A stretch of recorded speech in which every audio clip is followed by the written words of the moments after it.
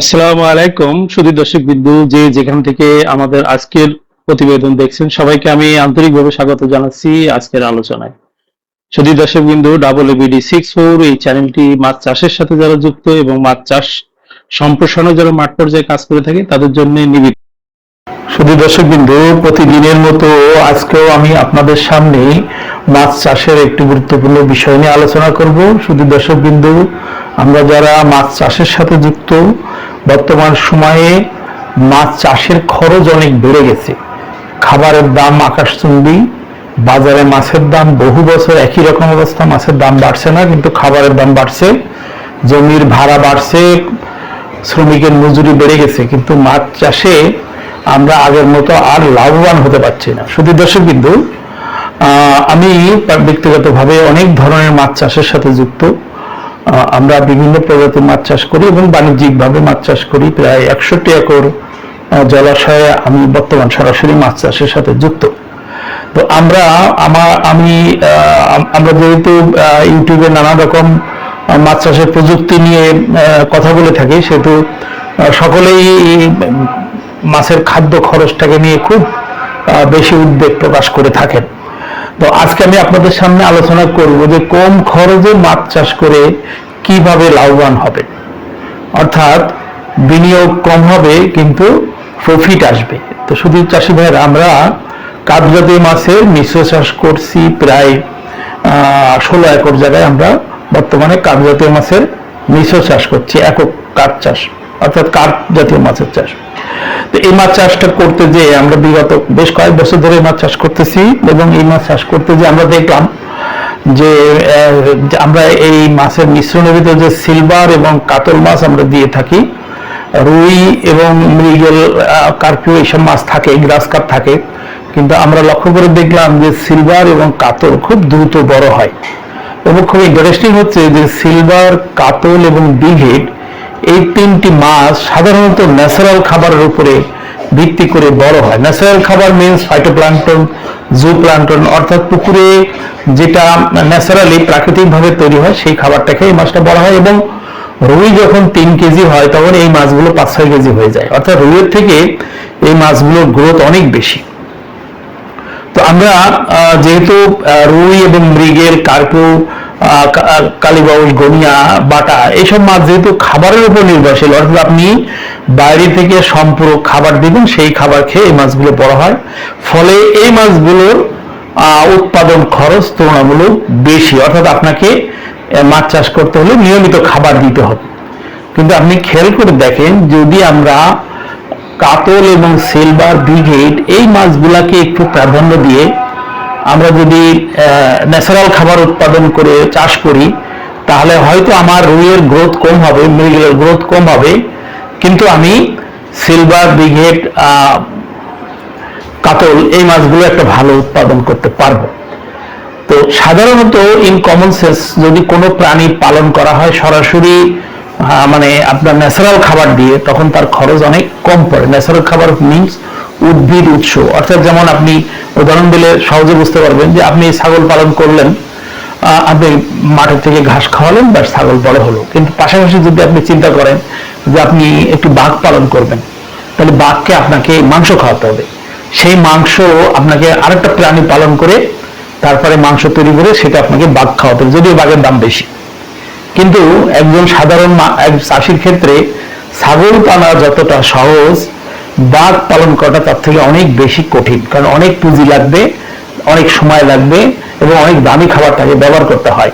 ঠিক একইভাবে আপনি যখন পুকুরে মাছ চাষ করতেছেন, তখন আপনি যদি চিন্তা করেন যে ন্যাচারাল খাবার, অর্থাৎ এই যে ঘাস, এই যে ফাইটোপ্লাঙ্কটন, এই যে জুপ্লাঙ্কটন, এদের উপরে নির্ভরশীল হয়ে যে মাছগুলো বড় হয়, সেই মাছগুলো চাষ করতে সহজ এবং খরচও কম পড়ে। তো আমার মনে হয় যদি আমরা যারা মাছ চাষে বর্তমান সময়ে লাভ করতে পারছি না, তারা আমাদের এই চ্যানেলে, আমরা অতীতে অবশ্য আরো 2-1টা ভিডিও আমরা এই ধরনের উপস্থাপন করেছি যে কম খরচে মাছ চাষের ভিডিও নিয়ে। তো আজকেও আমি আপনাদের একটি পথ দেখানোর জন্য আলোচনা করতেছি যে আপনি চিন্তা করে দেখেন, যদি আপনি মিশ্র চাষের পুকুরে আমরা যদি সিলভার, বিঘেট, কাতল এগুলো 1 কেজি সাইজের মাছ ছাড়ে, সেটা পুকুরটা আপনার যে সাইজেরই হোক, 50 শতক, 60 শতক, 1 একর, 2 একর যাই হোক, আপনি যদি 1 কেজি ওজনের এই মাছগুলো দেন, আমরা স্পষ্ট দেখেছি পরীক্ষা নিরীক্ষা করে যে এই মাছগুলো এভারেজ 3.5 কেজি 4 কেজি হয়, এভারেজ গড়ে। কোনো কোনো মাছ 6 কেজি হয়ে যায়, 5 কেজি হয়ে যায়, কিন্তু গড়ে আমরা দেখেছি লক্ষ্য করে যে সিলভার, ব্রিগেড, কাতল এগুলো 4 কেজি 3.5 কেজি 4 কেজি হয় এভারেজ। তাহলে একটি মাছ যদি আপনি 120 টাকা বা 150 টাকা দিয়ে ছাড়েন, সেই মাছটা বিক্রি হচ্ছে প্রায় 1000-1200 টাকা দামে। ফলে যারা আপনারা মাছের চাষের লাভ নিয়ে ভাবেন, তাদের করতে আমাদের আজকে পরামর্শ হচ্ছে যে আপনি পুকুরে রুই জাতীয় মাছের মিশ্র চাষ করেন, সিলভার, ব্রিগেড, কাতল এটা একটু বাড়িয়ে দেন। অর্থাৎ আপনি বিঘাতে 300 মাছ ছাড়বেন, যেহেতু এভারেজ 3 কেজির উপরে আমরা মাছ করবো, 300 বেশি ছাড়া যাবে না। সেখানে আপনি 150 বা 175টি আপনি এই উপরে ভাসমান মাছ দেন। অর্থাৎ সিলভার 50টা দিলেন, কাতল 50টা দিলেন, বা কাতল একটু বাড়িয়ে দিলেন। কাতলের দামটা বাজারে বেশি পাওয়া যায়, 400 টাকা কেজি পাওয়া যায় এভারেজ, সিলভার 270 টাকা বেশি পাওয়া যায় না। তো এই মাছগুলো আপনি একটা অর্ধেক অংশ দিয়ে দিলেন, বাকি অর্ধেক অংশ আপনি রুই মাছ, মৃগেল মাছ, অন্য মাছ দিলেন। তো এখন দেওয়ার পরে আপনি যেহেতু কম খরচে মাছ চাষ করবেন, যেহেতু আপনি নিয়মিত খাবার কিনে দিতে পারছেন না, সেই জন্য আপনি এই ভাসমান অর্থাৎ উপরের স্তরের মাছটা আপনি বেশি দিয়েছেন। এখন আপনাকে কি করতে হবে, যে আপনাকে নিয়মিত সার দিতে হবে, অর্থাৎ ইউরিয়া এবং টিএসপি এই সারটা আপনাকে নিয়মিত দিতে হবে। যদি প্রতিদিন দিতে পারেন তাহলে খুব ভালো হয়, এবং না হলে 3 দিন বা 5 দিন বা 7 দিন পর পর আপনি নিয়মিত সার দিবেন। কতটুকু দিবেন? প্রতি ডেসিমেলে আপনি 100 গ্রাম ইউরিয়া, 200 গ্রাম টিএসপি, এইটা আপনাকে প্রতি ডেসিমেলে দিতে হবে। যদি আপনি প্রতিদিন দেন তাহলে এটা ডোজ কমিয়ে নিয়ে আসতে হবে। 33 শতকে আপনার 300 গ্রাম 350 গ্রাম আপনার হলো এই সার দিতে হবে, দুটো মিলায়া প্রতিদিন দিতে হবে। তাহলে কি ঘটবে? তাহলে ঘটবে কি, যে পুকুরে প্রচুর পরিমাণ ন্যাচারাল খাবার তৈরি হবে, আর সারটা আপনার তুলনামূলক দামেও কম, এবং হলো আপনি এই সার দিলে যে ন্যাচারাল যে পরিমাণ খাবার তৈরি হবে সেটা আপনার অনেক বেশি পরিমাণে তৈরি হবে। সেই খাবারগুলো খেয়ে আপনার এই মাছগুলো আপনার নিশ্চিত থাকেন দ্রুত বড় হবে। এই যে এই মাছগুলো বড় হলো, তো এই মাছের পাশাপাশি আপনি যে রুই মাছগুলো ছেড়েছিলেন, মৃগেল ছেড়েছিলেন, তারাও কিন্তু বড় হবে, যেহেতু পাতলা থাকবে, তাদের ডেন্সিটি যেহেতু কম থাকবে, সেহেতু পুকুরের তলদেশে যে কীটপতঙ্গ, কেঁচো, শামুক, ঝিনুক, অন্যান্য তলদেশের যে বেন্থোস, এই খাবারগুলো খেয়ে তারাও একটা সাইজ হবে। কিন্তু আপনি যেহেতু আমি যেহেতু বলছি আজকে এই যে কম দামের কম খরচে মাছ চাষ, সেহেতু আমি আপনাকে বলবো যে এই প্রাকৃতিক খাবার নির্ভরশীল কাতল, সিলভার এবং ব্রিগেড, কিন্তু এখানে আপনাকে মনে রাখতে হবে যে আপনাকে একটু বড় সাইজের মাছ ছাড়তে হবে। আমরা লক্ষ্য করে দেখেছি দীর্ঘদিনের মাছ চাষে, যে আপনি যদি 1 কেজি মাছ ছাড়তে পারেন তাহলে প্রতি 2-3 মাস পর পর এটা 1 কেজি ওজন বাড়ে। অর্থাৎ আপনি যদি 1 কেজি সিলভার ছাড়েন, 3 মাস পরে দেখবেন 2 কেজি 2.5 কেজি হয়ে গেছে। কাতলও এরকম 2 কেজি হয়ে যায়। অর্থাৎ এই মাছগুলোর গ্রোথ রেট খুব বেশি, কিন্তু ছাড়তে হবে 1 কেজি। আপনি ওই যে 25 গ্রাম 30 গ্রামের মাছ ছাড়লে হবে না, আপনাকে 1 কেজি ওজনের ছাড়ার চেষ্টা করতে হবে। তাহলে আপনি অনেক দ্রুত ভালো একটা উৎপাদন পাবেন। এবং এই মাছগুলো যখন 3 KG 3.5 KG 4 KG 5 KG 6 KG হয়ে যায়, তখন আমি একটু আগেই বললাম যে কাতলগুলো 400 টাকার উপরে দাম পাওয়া যায়, সিলভার ব্রিগেড 270-80 টাকা করে পাওয়া যায়। তাহলে আপনি চিন্তা করেন যে রেট কিন্তু কম না। আপনি সিলভার ছাড়তেছেন বা কাতল ছাড়তেছেন বলে যে আপনার রেট কম, তা না, আপনি কিন্তু রেট ভালো পাচ্ছেন। আপনি রুই মাছের রেট 2 কেজি 2.5 কেজি 3 কেজি হলে 300 টাকার 300 টাকার বেশি কিন্তু পাওয়া যায় না, কিন্তু কাতল মাছের রেট কিন্তু 400 টাকার উপরে চলে যায়। তো শুধু দর্শক বিন্দু, মাছ চাষ বর্তমান সময়ে আপনি যদি একটু চোখ কান খুলে বা বুদ্ধি ব্রেন না খাটান, তাহলে কিন্তু বর্তমান সময়ে মাছ চাষে প্রফিট নিয়ে আসা কঠিন। আপনি পাবদা, গুলশা, শিং, ট্যাংরা এই দামি মাছগুলো চাষ করবেন, আপনাকে দামি খাবার খাওয়াতে হবে। 110 টাকা 115 টাকা দামের খাবার না খাওয়ালে এই মাছগুলো বড় করা যায় না।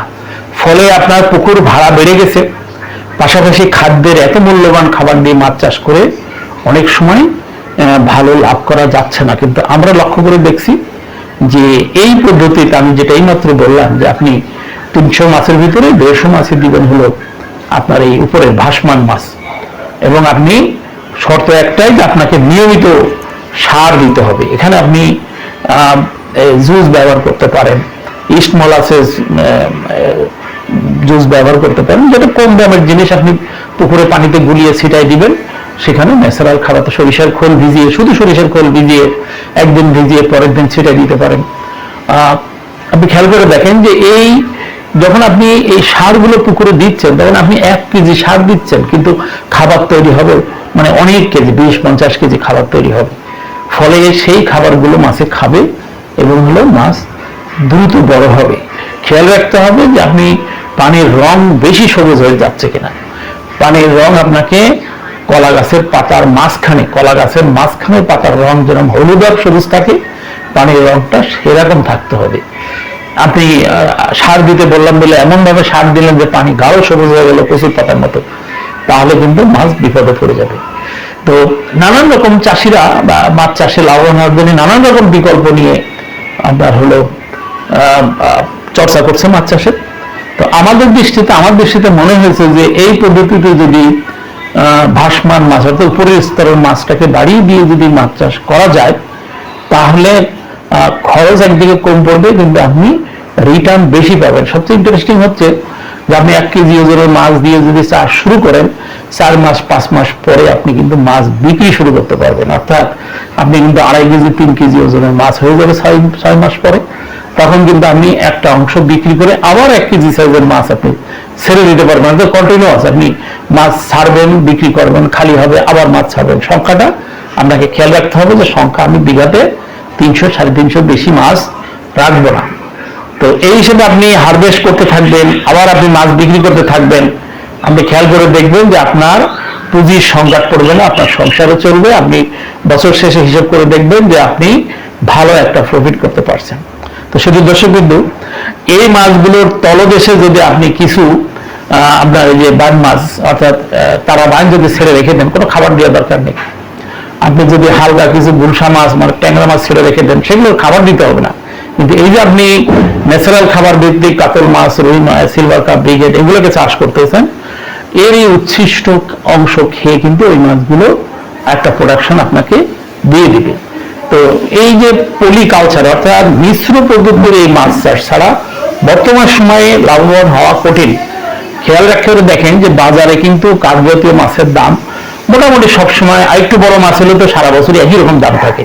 এটা কিন্তু খুব বেশি ওঠানামা করে না। যদি 2.5 কেজি 3 কেজি ওজনের, 4 কেজি ওজনের সিলভার বা কাতল বা ব্রিগেড যদি আপনি বাজারে নেন, দেখবেন সারা বছরই একই রকম দাম আছে। কিন্তু অন্য কিছু মাছ আছে যেগুলোর দাম সিজনে 30 টাকা, 35 টাকা, 50 টাকা ওঠানামা করে। অর্থাৎ যেমন তেলাপিয়া, পাঙাশ, এগুলো কিন্তু দাম বেশ ওঠানামা করে এবং ওগুলো চাষ করতে গেলে অনেক উৎপাদন হয়, এটা ঠিক আছে, কিন্তু প্রচুর পরিমাণ টাকা লাগে, খাবার লাগে, রেগুলার খাবার দিতে হয়। তো এই হলো আমার আজকের পরামর্শ যে আমরা যদি কম খরচে মাছ চাষে লাভবান হতে চাই, তাহলে আমরা উপরের স্তর মাছটাকে প্রাধান্য দিয়ে মাছ চাষ করে একবার করে দেখতে পারেন। যে আপনি যদি সুফল পান, তাহলে আপনি বড় বৃহৎ পরিসরে এই পদ্ধতিতে মাছ চাষ করতে পারেন। তো যারা শুনলেন ধৈর্য সহকারে, এই আজকের উপস্থাপনার উপরে যদি কোনো প্রশ্ন থাকে কমেন্টস বক্সে উল্লেখ করবেন। সুধী দর্শকবৃন্দ, আপনাদের প্রত্যেকটা প্রশ্ন আমরা খুব গুরুত্ব সহকারে বিবেচনা করি এবং আমাদের দীর্ঘদিনের মাঠ পর্যায়ের অভিজ্ঞতা এবং একাডেমিক যে জ্ঞান, সেই জ্ঞানের উপর ভিত্তি করে যথাযথ তথ্য উপাত্ত দিয়ে আপনার প্রশ্নের উত্তর দিয়ে থাকি আমরা, যাতে আপনি উপকৃত হতে পারেন। ফলে আপনাদের প্রত্যেকটা প্রশ্ন আমাদের জন্য গুরুত্বপূর্ণ, আপনাদের কমেন্টসগুলো আমাদের জন্য গুরুত্বপূর্ণ। আপনাদের কমেন্টসগুলো আমাদেরকে উৎসাহিত করে নতুন নতুন প্রতিবেদন তৈরি করতে। তো শুধু দর্শকবৃন্দ, যারা ধৈর্য সহকারে আজকের উপস্থাপনা দেখলেন, তাদের সবাইকে ধন্যবাদ জানিয়ে আজকের উপস্থাপনা এখানেই শেষ করছি। আল্লাহ হাফেজ।